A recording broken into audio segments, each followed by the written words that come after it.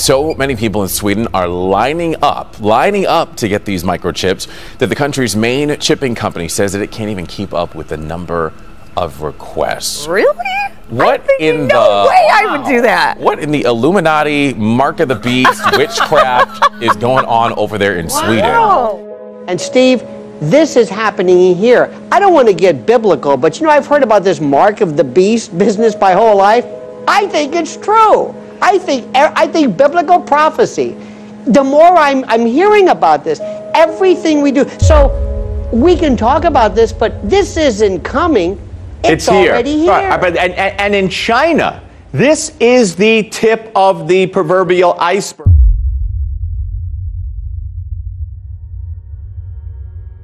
Couldn't sleep, so I came to the church. In the middle of the night, Pastor John Gray took to Instagram to speak with his followers about the anniversary gift he gave his wife of 8 years. Pastor John Gray, he leads the Relentless Church down in South Carolina. It's an evangelical megachurch with some 22,000 members, many of whom weren't so happy when they learned of his very generous gift. This morning, outrage at the pulpit. Get that in your spirit. John Gray, a megachurch pastor in Greenville, South Carolina, speaking out after facing fierce criticism for buying his wife a $200,000 Lamborghini. First of all, it wasn't a pastor that bought the car. It was a husband that bought the car. And I won't ask permission from anybody to do it. Video surfaced this week of the pastor presenting the car to his wife in celebration of their 8-year wedding anniversary.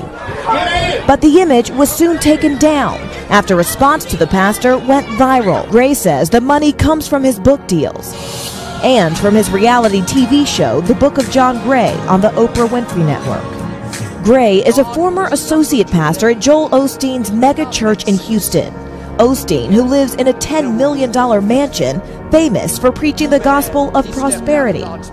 Gray echoing that message, saying he deserves everything he's got. This story has plenty of people talking with mixed opinions on social media. Right down our Facebook page, David writes, I believe this is between him and God. Let us not judge him as all of our days, that is, will come to stand before Jesus Christ. Meanwhile, Donald says, my understanding is he is a New York Times bestseller. This is just like everything else. People are mad at him because they can't be him.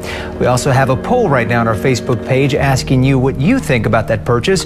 So far, close to 11,000 people have already voted, and right now about 75% of them say that gift was inappropriate. The other 25% don't have a problem with it. Mr. Yang, has China declared war on Christianity? Yes. Fang Gong Wang, a leading expert on religion in China, says what started several years ago as a small government campaign against unregistered churches has turned into all-out war. The campaign was first experimented in Zhejiang province in 2014 to 2016. Now it has become a nationwide campaign. A campaign where authorities routinely target houses of worship, destroy crosses, burn Bibles, and arrest pastors.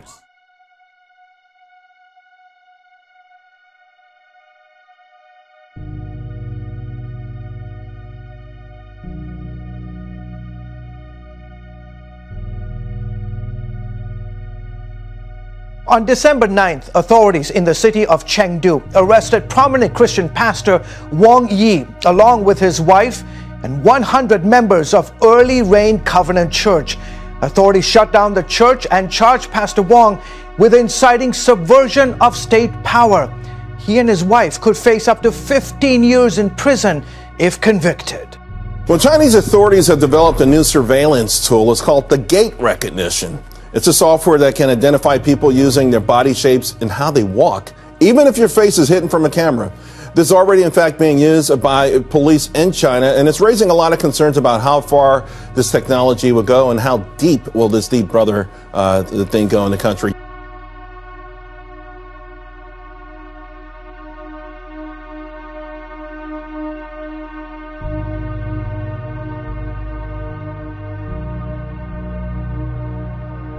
Another thing they have is called the social credit system, and it doesn't allow you to be a bad citizen. It's going to go into place in 2020, but already I've read that they've generated 7 million punishments. So This is sort of the scary stuff. We've read about it for a long time, but it's coming into existence. Yeah, I think this is new totalitarianism, and we've got to put this in a historical context. I mean, you can imagine what this kind of technology would be used under a Lenin or a Mao. Unfortunately, the trajectory of human rights and freedom in China is going the wrong way. We've seen Xi Jinping in many ways take plays out of Mao's playbook. So I think this is incredibly disturbing.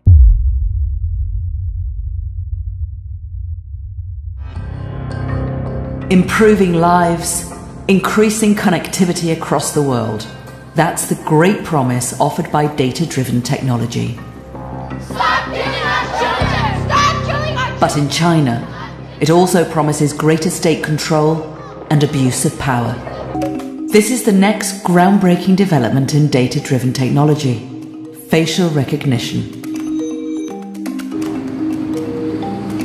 And in China, you can already withdraw cash, check in at airports, and pay for goods using just your face. The country is the world's leader in the use of this emerging technology. And China's many artificial intelligence startups are determined to keep it that way in the future. Companies like Yitu,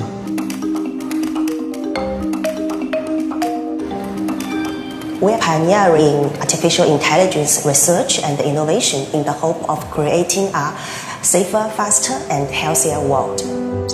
第一次发现，参加展会可以不必排队。Yitu is creating the building blocks for a smart city of the future, where facial recognition is part of everyday life.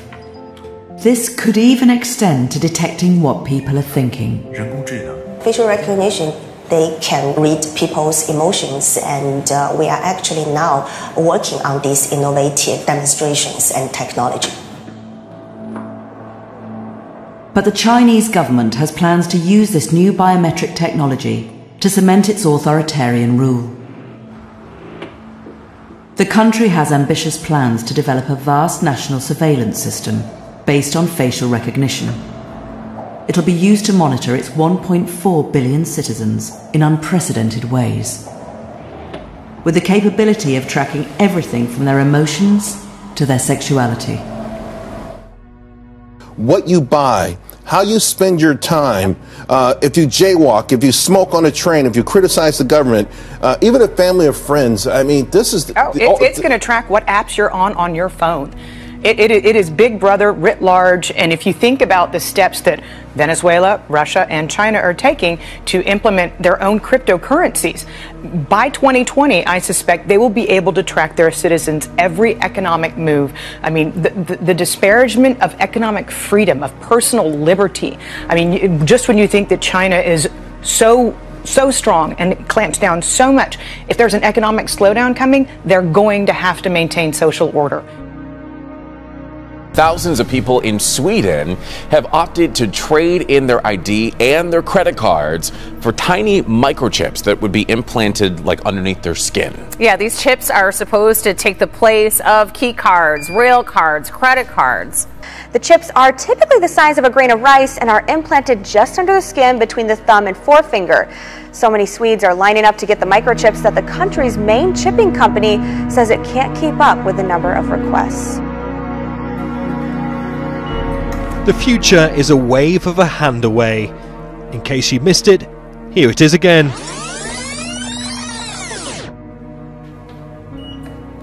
This is a whole new level of security.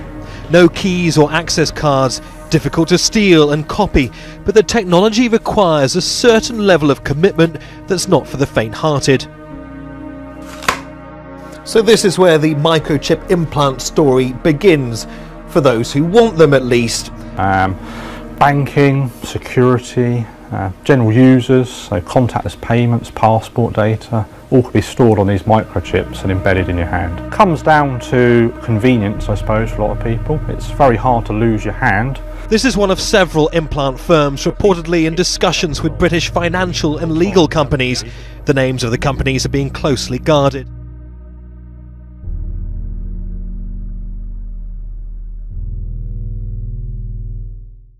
There are worries microchipping could eventually become the new normal.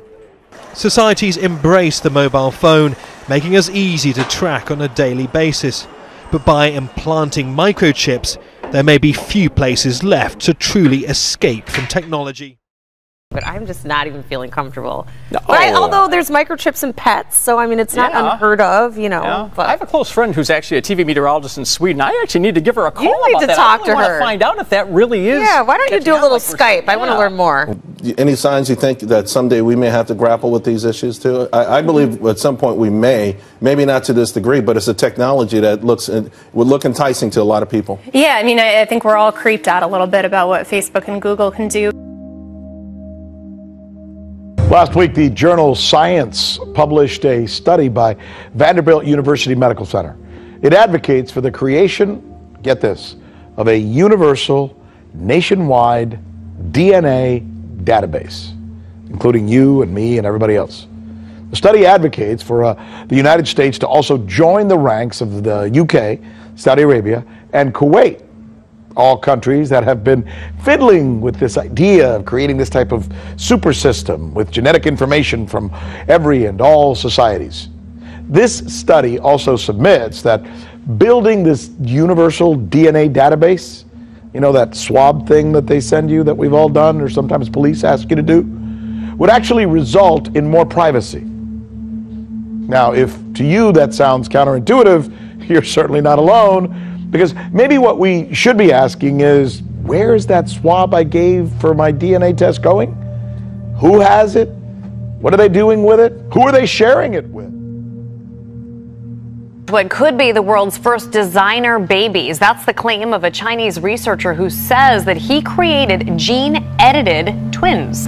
Overnight, an astonishing and dubious claim. A scientist in China saying he created the world's first genetically engineered babies. Two beautiful little Chinese girls named Lulu and Lala came crying into the world as healthy as any other baby. Technology to genetically edit human embryos has been around for a while, but scientists were unwilling to cross that ethical line until now. I believe family need this technology, and I'm willing to take the criticism for them. The university where the researcher has worked is calling for an investigation, saying he has been on unpaid leave and officials were unaware of the research project and its nature.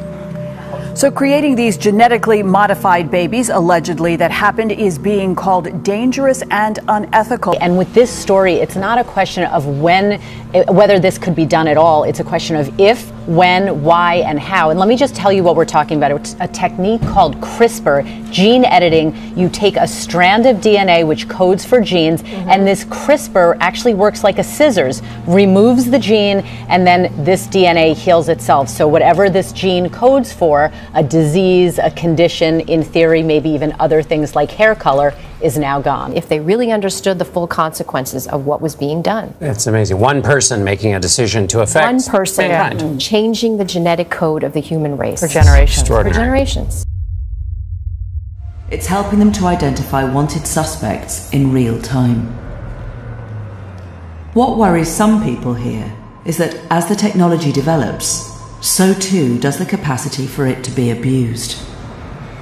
那么所有的人在这个生活当中都处在严密的监控之下你不能做任何政府不喜欢的事情如果是这样子的话，我个人认为就相当于进入一个极权主义的一个状态，这是一个很恐怖的状态。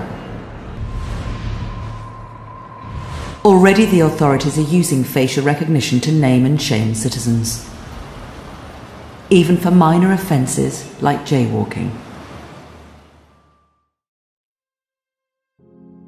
And in China, this is the tip of the proverbial iceberg, because their plan is that by 2021, they're going to have 600 million cameras all over the country. Every citizen, seriously, every citizen will be tracked. I know this. And they're going to be given a score. They're going to be given a behavioral score, and if the score is good, if you act good, you get perks like better transit, better transportation, better hospital, a gym membership. If you're bad, you get put on a blacklist and you suffer problems with travel and other issues. Steve, I mean, that's Steve, as Orwellian as it gets. This is going on now. In fact, have you ever noticed here in New York City, where I am and you are, do you know that whenever there is any murder anywhere, any suspect, we always have a picture of him. And nobody ever says, wait a minute, are there cameras on every corner? Yes. And let me also tell you something.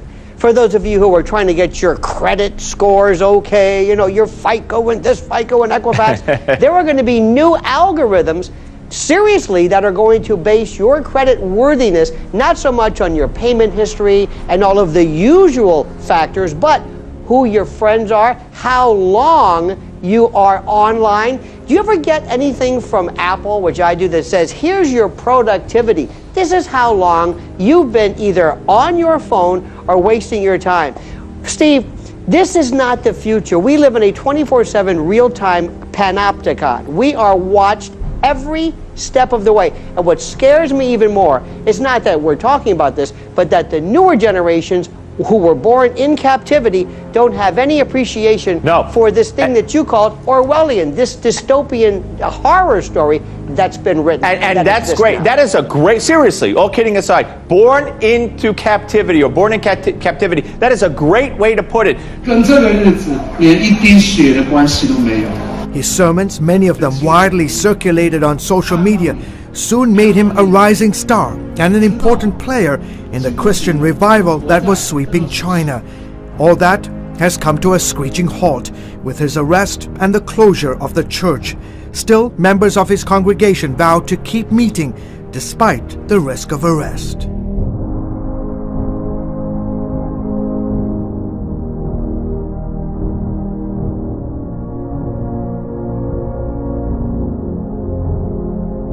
Without checks and balances, China will keep finding new ways to violate the human rights of its citizens.